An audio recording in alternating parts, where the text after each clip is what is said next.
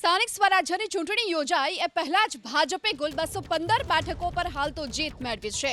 ત્યારે કુલ 67 નગરપાલિકાની સામાન્યની સાથે મધ્યવર્તી ચૂંટણી પહેલા જ ભાજપે 196 બેઠકો હાલ કબજે કરી લીધી છે। જૂનાગઢ મનપાની વાત કરીએ તો કુલ 60 બેઠકો કે જે પૈકીની 9 બેઠક ભાજપે હાલ તો ચૂંટણી પહેલા જ જીતી લીધી છે।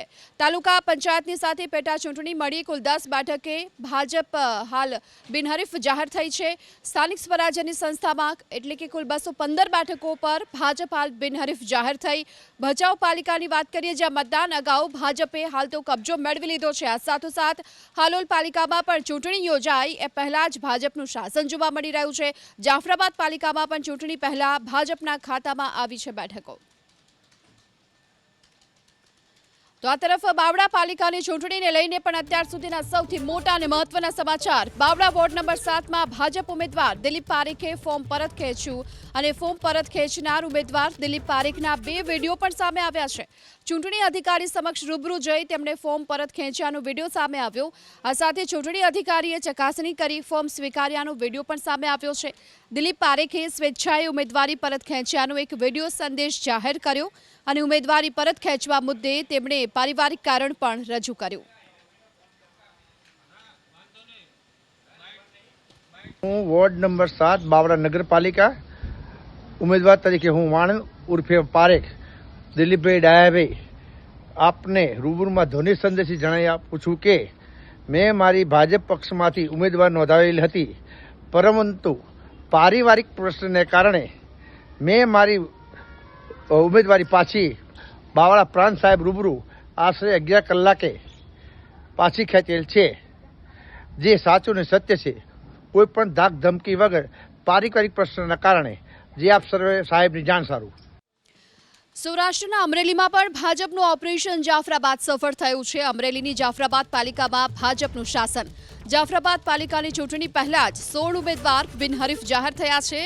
ધારાસભ્ય હીરા સોલંકીએ ઓપરેશન જાફરાબાદ પાર પાડ્યું છે। 28 બેઠક પૈકી ભાજપના 16 ઉમેદવાર બિનહરીફ જાહેર થયા છે અને બિનહરીફ ઉમેદવારોએ ધારાસભ્યના નિવાસસ્થાને પહોંચી ઉજવણી પણ કરી। ઢોલ નગારા બહુ મીઠા કરાવી ભાજપે ખુશી વ્યક્ત કરી છે। જોકે ગત ટર્મમાં આખી જાફરાબાદ પાલિકા બિનહરીફ થઈ હતી। કુલ 28 સીટમાંથી 16 સીટ બિનહરીફ થવાના કારણે સંપૂર્ણપણે નગરપાલિકા ભારતીય જનતા પાર્ટીની બનવા જઈ રહી છે। એના માટે હર્ષની લાગણી અનુભવું છું। મવડી મંડળનો ખાસ કરીને તો હું આભાર માનું છું, પ્રદેશમાંથી, જિલ્લામાંથી એમનો આભાર માનું છું કે જે પ્રમાણે પસંદગી ઉમેદવારોની કઈ રીતે એ પ્રમાણે ઉમેદવારો ખરા ઉતર્યા છે અને પ્રજાએ અમારા પર સંપૂર્ણ વિશ્વાસ મૂકીને 18 વર્ણના લોકોએ અમારા પર વિશ્વાસ મૂકી અને ભારતીય જનતા પાર્ટીના ઉમેદવારોની બિનહરીફ જે ચૂંટાઈને આપ્યા છે, હું પ્રજાજનોનો આ મત વિસ્તારનો ખૂબ ખૂબ આભાર માનું છું। એમાં આજ દિન સુધી જે 7 વોર્ડ માટે 28 સીટ માટે કુલ 57 ફોર્મ અમને મળેલા। 57 ફોર્મ પૈકી એક ફોર્મ આપણે મેન્ડેટ ન મળવાના કારણે અમાન્ય થયેલું છે। બાકીના આજ દિન સુધી જે ઉમેદવારી પત્ર પાછી ખેંચવાની છે મુજબ 17 ફોર્મની ઉમેદવારોએ પોતાની ઉમેદવારી પાછી ખેંચેલી છે। એટલે હવે કુલ પરિણામ જોતા 23 સીટો એ સામે જે છે એ ઉમેદવારો હરીફાઈમાં રહે છે અત્યારે।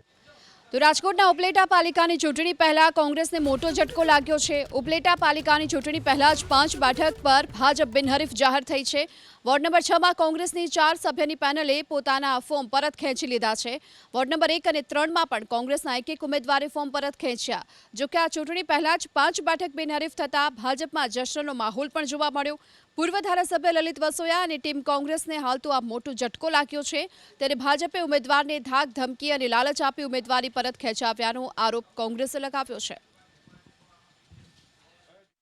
ઉપલેટા નગરપાલિકા, ધોરાજી નગરપાલિકા, ભાયાવદર નગરપાલિકા, જેતપુર નગરપાલિકા અને જસદણ નગરપાલિકા આજે ફોર્મની છેલ્લો દિવસની સંપૂર્ણ પ્રક્રિયા પૂર્ણ થઈ અને ભારતીય જનતા પાર્ટીનો 5 નગરપાલિકાની અંદર સ્પષ્ટ બહુમતીથી વિજય થવાનો છે।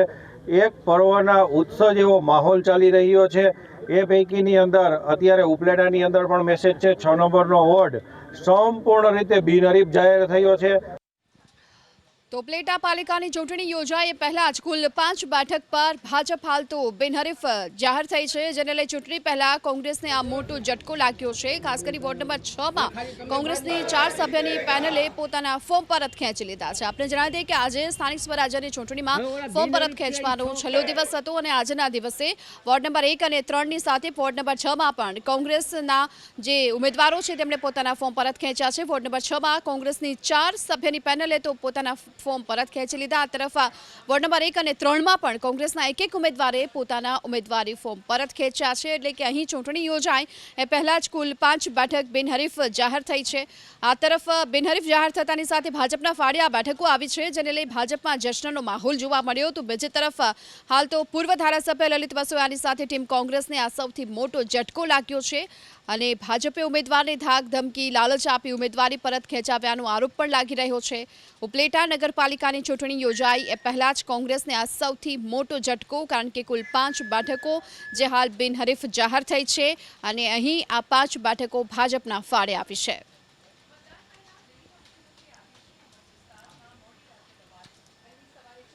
તો વોર્ડ નંબર 6ની કોંગ્રેસની તો આખી પેનલે પોતાના ફોર્મ પરત ખેંચી લીધા છે અને તેની વચ્ચે વોર્ડ નંબર 1 અને 3માં કોંગ્રેસના એક ઉમેદવારે પણ પોતાના ફોર્મ પરત ખેંચ્યા, જેને લઈ કુલ 5 જેટલી બેઠકો બિનહરીફ જાહેર થઈ છે।